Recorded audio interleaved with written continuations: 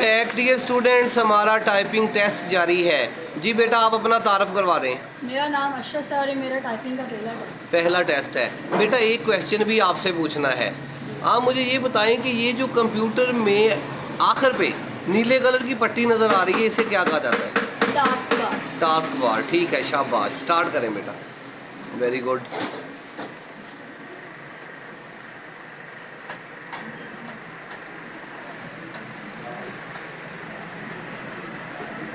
इसके बाद आप फ्री कर दीजिए।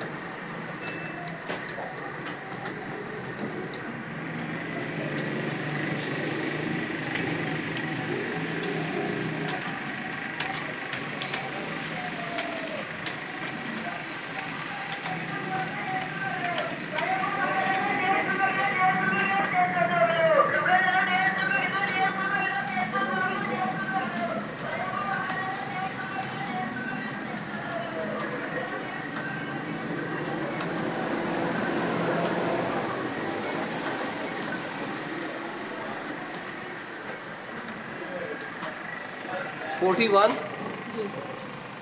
41 बेटा, आपका स्कोर 40 से ऊपर 50 से कम, लिहाजा इस हिसाब से आपको 25 में से 20 नंबर दिए जा रहे हैं। Thank you.